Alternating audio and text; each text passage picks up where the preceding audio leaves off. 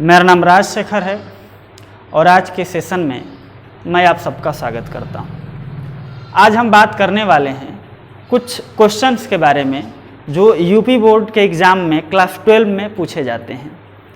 हमारे पास कुछ क्वेश्चन हैं एक्टिव और पैसिव से रिलेटेड। यदि क्वेश्चन एक्टिव में है तो उसको पैसिव में चेंज करना है, यदि क्वेश्चन पैसिव में है तो उसको एक्टिव में चेंज करना है। कैसे चेंज करते हैं, क्या प्रोसीजर होता है और कैसे जो है करेक्टली हम इसको चेंज कर पाएंगे, आइए आज के सेशन में सीखने की कोशिश करते हैं। चलिए शुरू करते हैं। पहला क्वेश्चन है the wood cutter has cut down this trees. ये क्वेश्चन जो है पूछा गया है 2014 में, 2014 में पूछा गया है और इसके हेल्पिंग वर्ब पे हम फोकस करेंगे। हेल्पिंग वर्ब हैज है और हैज के साथ कट दिया है तो निश्चित तौर पे ये एक्टिव वॉइस में है, क्योंकि प्रेजेंट परफेक्ट टेंस में हैज और हैव हेल्पिंग वर्ब के साथ V3 का प्रयोग करके सेंटेंस बनते हैं। तो पैसिव बनाते समय इसकी हेल्पिंग वर्ब हम हैज बीन या हैव बीन रखेंगे। अब ये जो है डिपेंड करता है इसके ऑब्जेक्ट पर। कट डाउन क्या काटे हैं, दिस ट्रीज। दिस ट्रीज हमारा जो है ऑब्जेक्ट है, तो ऑब्जेक्ट यहाँ प्लूरल है तो हैव बीन हमारा जो है हेल्पिंग वर्ब यूज होगा। तो इसको बनाएंगे तो होगा दिस ट्रीज और इसके साथ हैव बीन का प्रयोग करेंगे। पैसिव वॉइस में हमेशा जो वर्ब का थर्ड फॉर्म यूज किया जाता है, तो this trees have been cut का तीनों फॉर्म सेम होता है तो कट ही हो जाएगा। उसके बाद डाउन है, साथ में डाउन लिखिए, कट डाउन। और बाई का प्रयोग करते हुए आप सब्जेक्ट लिखते हैं, by the wood cutter, would cutter. इस तरह से हमारी पैसिव बन के तैयार हो गई। Present perfect tense, helping verb has been या हैव बीन प्रयोग करेंगे पैसिव बनाते समय। आइए नेक्स्ट क्वेश्चन पे फोकस करते हैं। यहां पर भी हम देखते हैं कि हैव का प्रयोग किया है, फिर V3 का प्रयोग किया है, यानी कि ये भी प्रेजेंट परफेक्ट टेंस में है। इसका पैसिव बनाने के लिए आप पैसिव तो सबसे पहले इसमें सब्जेक्ट ही ढूंढते हैं। तो I have taken what, my food, तो माई फूड यहाँ लिखेंगे, माई फूड। और उसके बाद हेल्पिंग वर्ब चूंकि प्रेजेंट परफेक्ट टेंस है तो हैज बीन या हैव बीन में से कोई एक लगेगा। चूंकि माई फूड सिंगुलर है तो हैज बीन सही होगा, हैज बीन। उसके बाद ऑलरेडी थर्ड फॉर्म है और पैसिव वॉइस में भी थर्ड फॉर्म चाहिए तो सेम फॉर्म नोट करेंगे, my food has been taken. अब बाय मी लास्ट में प्रयोग कर सकते हैं। ये 2013 में पूछा था, 2013 का पूछा गया सवाल है। बहुत इजी है, थोड़ा सा ध्यान देंगे तो हो जाएगा। आइए थर्ड पे चलते हैं। Great man accomplish great things. चूंकि आपका सब्जेक्ट है ग्रेट मैन, ग्रेट मैन के बाद अकम्प्लिश डायरेक्ट वर्ब आ गई है, तो ऐसा दो ही टेंस में होता है जब सब्जेक्ट के बाद तुरंत वर्ब आ जाए। पहला टेंस है प्रेजेंट इंडेफिनिट टेंस और दूसरा है पास्ट इंडेफिनिट। इनके अलावा ऐसा कोई टेंस नहीं है जिसमें सब्जेक्ट के तुरंत बाद वर्ब आए। अब ये देखना है कि प्रेजेंट इंडेफिनिट है कि पास्ट इंडेफिनिट। अगर ये पास्ट इंडेफिनिट होता तो अकम्प्लिश की जगह V2 का प्रयोग होता, अकम्प्लिश्ड हो जाता। लेकिन यहाँ पर अभी V1 में दिख रहा है, चूंकि ग्रेट मैन, मैन यहाँ पर जो है सब्जेक्ट हमारा प्लूरल नंबर में है, इसलिए यहाँ पर प्रेजेंट इंडेफिनिट टेंस के तहत V1 और V5 में से किसी एक को लिखना होता है। चूंकि प्लूरल है तो V1 लिखा गया है और ग्रेट थिंग्स हमारा ऑब्जेक्ट है। तो प्रेजेंट इंडेफिनिट टेंस में यदि पैसिव बनाते हैं तो helping verb is, am, are में से कोई एक लिखते हैं, उसके बाद V3 का प्रयोग होता है। तो ग्रेट थिंग्स हमारा ऑब्जेक्ट है तो ग्रेट थिंग्स लिखेंगे, ग्रेट थिंग्स। चूंकि प्लूरल है तो आर का प्रयोग करेंगे। उसके बाद वर्ब का प्रयोग करेंगे अकम्प्लिश, तो अकम्प्लिश्ड कर देंगे, अकम्प्लिश्ड थर्ड फॉर्म होता है अकम्प्लिश्ड। उसके बाद सब्जेक्ट हमारा है ग्रेट मैन, तो इसको बाई के साथ प्रयोग करके ग्रेट मैन लिख सकते हैं, by great man, that's it. चलिए अगले पे पहुंचते हैं, 4th नंबर पे, open all the windows. Open all the windows, ये सेंटेंस इंपरेटिव सेंटेंस में, और इंपरेटिव सेंटेंस का पैसिव बनाते समय लेट का प्रयोग करते हैं। शुड बी के साथ भी बन सकता है। आइए देखते हैं, ओपन ऑल द विंडोज यदि लेट से बनाएंगे तो ऑल द विंडोज हमारा ऑब्जेक्ट होगा।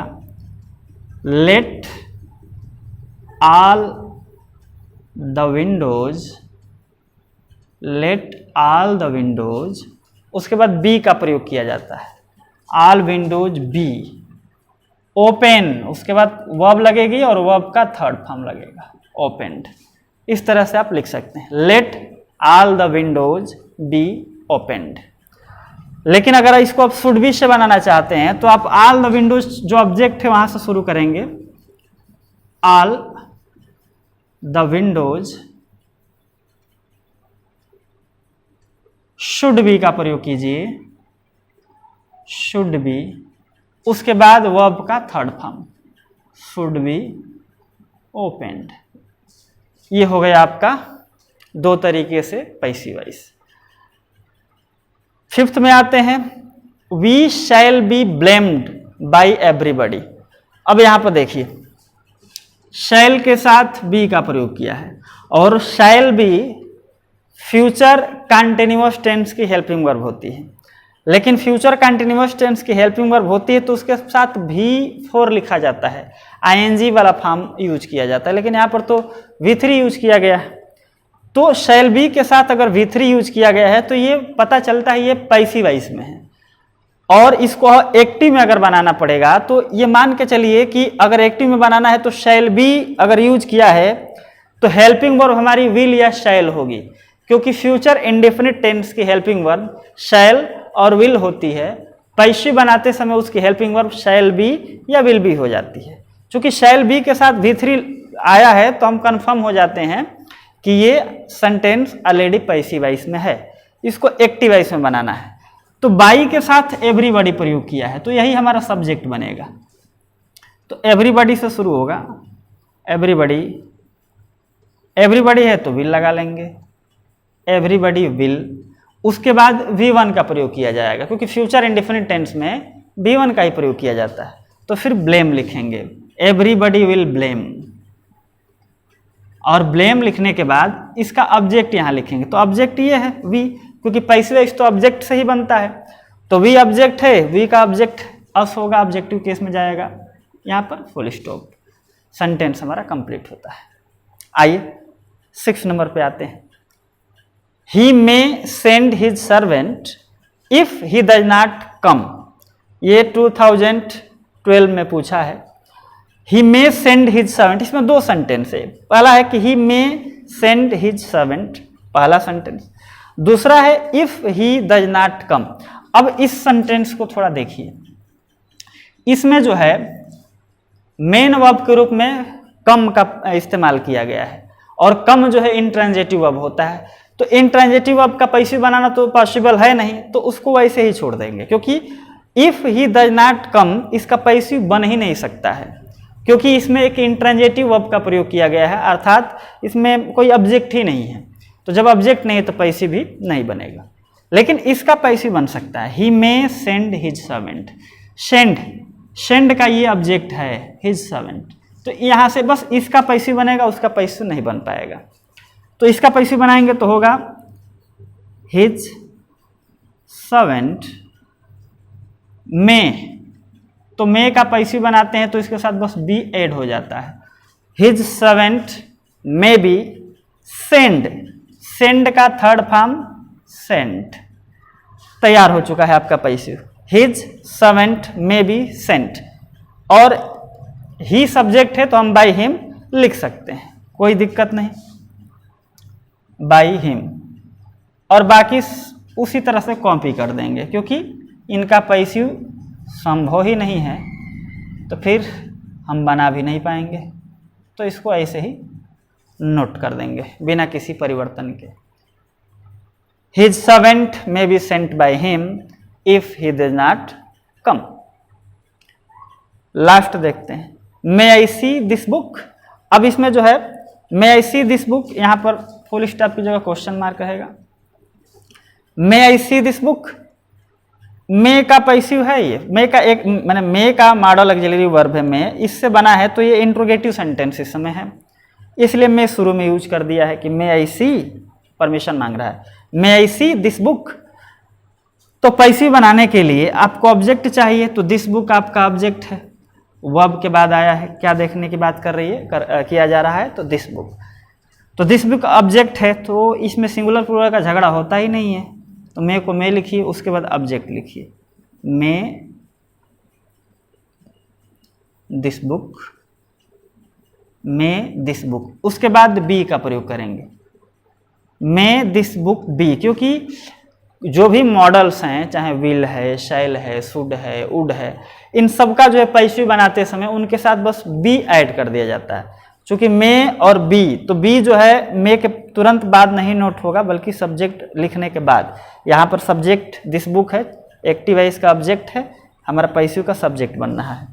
तो मे दिस बुक बी, अब सी का थर्ड फॉर्म लिखेंगे, seen, may this book be seen, और सब्जेक्ट आई है तो इसको बाई के साथ लिख दीजिए, बाई मी, क्वेश्चन मार्क। तो इस तरह से जो है हम एक्टिव से पैसिव बनाते हैं। आज की सेशन में इतना ही, फिर किसी अगले नेक्स्ट वीडियो में, नेक्स्ट सेशन में हम कुछ और पैसिव वॉइस के बारे में चर्चा करेंगे, कुछ और सेंटेंस का हम पैसिव बनाने की कोशिश करेंगे, सीखेंगे कि कैसे बनता है। ये पहला प्रैक्टिस सेट है, इसके साथ जो है कुछ और प्रैक्टिस सेट आपको मिलेंगे नेक्स्ट वीडियो में। तब तक के लिए जय हिंद, जय भारत।